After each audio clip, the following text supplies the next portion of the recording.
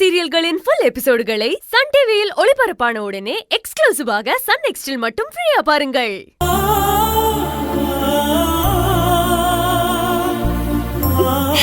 என் புருஷனை மீட்டு கொடுமா.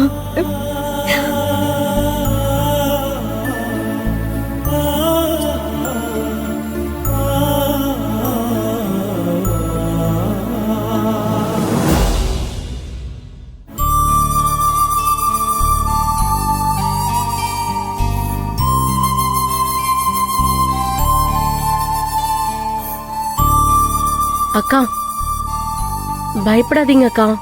தாலியே காணிக்கையா போடுறேன்னு வேண்டிக்கிட்டீங்கல்ல, அது தாலி அருந்து விழுந்ததுக்கு பரிகாரமா இருக்கும்க்கா.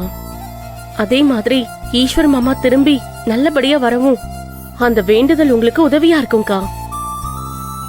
ஈஸ்வர் மாமாவை சாமி காப்பாத்துவாங்கக்கா. நம்ம கும்பிடுற சாமி என்னைக்கும் நம்மள கைவிடாதுக்கா. தைரியமா இருங்க.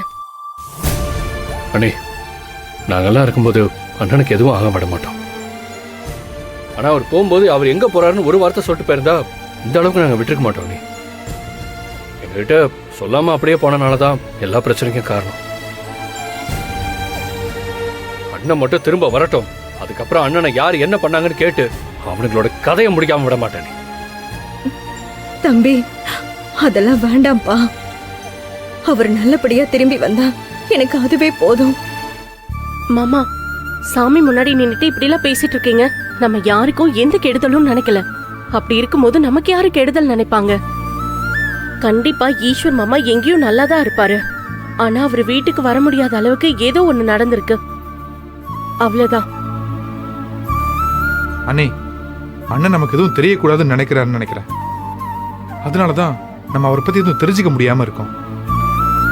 அவர் சஸ்பென்ஸ் ஏதோ செஞ்சுக்கிட்டு இருக்காரு. ஆனா எங்க இருக்காரு, என்ன செய்யறான்னு தான் ஒண்ணுமே புரியல.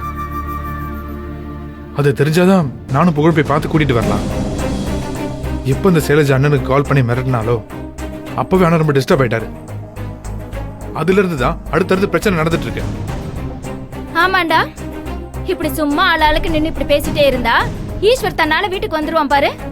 நான் சொல்றேன், ஈஸ்வர் காணாம போனதுக்கு காரணம் அந்த சிவசங்கரி தான்.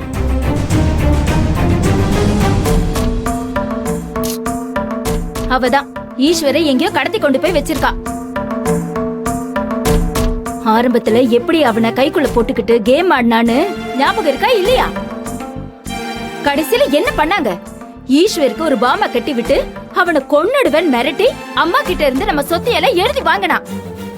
இப்பவும் அந்த மாதிரி பெருசா ஏதோ பிளான் பண்ணிருக்காடா. அதுக்காக தான் ஈஸ்வர கடத்தி கொண்டு போய் வச்சிருக்கா. நாம அதை ஏதாவது செஞ்சு அவகிட்ட இருந்து ஈஸ்வர காப்பாத்தணும். புகழ், நான் சொன்ன மாதிரி மட்டும் செஞ்சா ஈஸ்வர் தன்னால வீட்டுக்கு வந்துருவான். அந்த சிவசங்கரியை கடத்திட்டு வந்து எங்கேயாவது வச்சு சித்திரவதை செஞ்சோம்னா ஈஸ்வர் எங்க இருக்கான்னு தானே சொல்லிட போறா. அம்மா, போதும் நிறுத்துமா. ஏதோ பெரிய ரவுடி மாதிரி பேசிட்டு இருக்க. சிவசங்கரி அம்மா ஒரு காலத்துல நீ சொன்னதெல்லாம் செஞ்சவங்க தான். ஆனா இப்ப அவங்க ரொம்ப மாறிட்டாங்க. அவங்க அபியக்காவோட அம்மானு என்னைக்கு தெரிஞ்சுக்கிட்டாங்களோ அன்னையில இருந்து ஒரு நல்ல அம்மாவா தான் நடந்துக்கிறாங்க.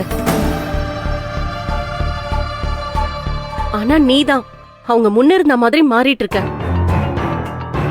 அதனாலதான் இப்படி கடத்தணும், அடிக்கணும், சித்திரவதை பண்ணணும்னு பேசிட்டு இருக்க. உங்க தம்பிக்கு நல்லது சொல்லுவீங்கன்னு பார்த்தா நீங்களே அவரை தூண்டி விட்டு கெடுத்துருவீங்க போல இருக்கே.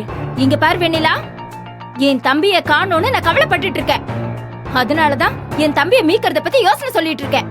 என்னோட கவலை என்னன்னு உங்க யாருக்குமே புரியவே புரியாது. நீ எப்பவுமே அந்த அருவிக்கும் சிவசங்கரிக்கு தான் சப்போர்ட் பண்ணிக்கிட்டே இருப்ப.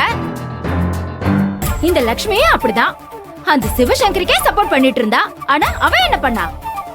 இவ புருஷன் கூட பார்க்காம கடத்தி வச்சுட்டால. அக்கா, ஏன்க்கா அப்படிலாம் பேசிட்டு இருக்கீங்க? அந்த சிவசங்கரி அப்படிலாம் பண்ண மாட்டாங்க. அவங்க மேல எப்ப பார்த்தாலும் குறை சொல்லிட்டே இருக்கீங்க. அன்னிதான் அவங்க தாலியை காணிக்க கொடுக்குறேன்னு வேண்டுதல் வச்சிருக்காங்கல்ல. அவங்க மனசை சங்கடப்படுத்துற மாதிரி எதுவும் பேசாதீங்கக்கா. என்ன ஒன்று பண்ணுங்க, நீங்க சொன்ன மாதிரி எங்க அப்பாவை கடத்தி வச்சு சித்திரவதை பண்ணீங்கன்னா உங்களுக்கு எல்லா உண்மையும் தெரிய வரும். ஏய் ஜீவா, போதும். என்ன பேசிட்டு இருக்க? பெரியவங்களை அப்படிலாம் பேசக்கூடாது. என்ன அந்த அறிவு பேச கேட்டுட்டு நீ அவ்வளோ மாதிரியே பேச ஆரம்பிச்சிட்டியா? டேய், இதை கேட்ட உங்க அப்பா எவ்வளவு வருத்தப்படுவார் தெரியுமா?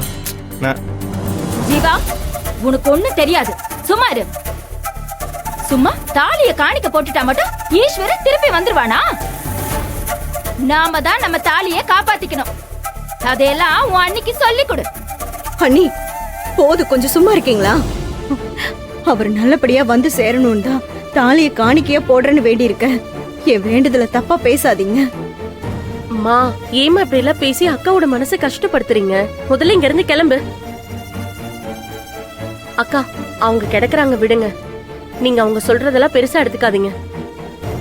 நீங்க சாமியை வேண்டிக்கிட்டீங்கல்ல, உங்களுக்கு சாமி மேல நம்பிக்கை இருக்குல்ல, கடவுள் மேல பாரத்தை போட்டு நிம்மதியா இருங்கக்கா. ஈஸ்வர் மாமா கண்டிப்பா வீட்டுக்கு வருவாரு. ஆமா, இப்படியே சொல்லிக்கிட்டு இருங்க. நான் சொல்றது மட்டும் யாருமே கேட்கவே கேட்காதீங்க. ஐயோ அக்கா, விடங்கா. அண்ணிதான் பேசக்கூடாதுன்னு சொல்லிட்டாங்கல்ல. நீ தயவு செஞ்சு அமைதியா இருக்கா. நீ முதல்ல ரூம்குள்ள போ. போக்கா முதல்ல. அண்ணா சொல்லு. அக்கா நீ போக்கா. ஆமா, ஆள் அழுக்கு என்ன மட்டும் விரட்டிட்டே இருங்க. ஈஸ்வர் என்ன தன்னால வந்துருவானா? இதுக்கு மேல உங்க யாரையுமே நம்பி பிரயோஜனமே இல்ல. என் தம்பியை காப்பாத்த நான் தான் ஏதாவது யோசிக்கணும். சரி நீ முதல்ல போ. என்னண்ணே அண்ணே, நீங்க அக்கா பேசுனதான் நினைச்சு வருத்தப்பட்டு இருக்காதீங்க. அண்ணன் கண்டிப்பா கிடைச்சிருவாரு அண்ணே.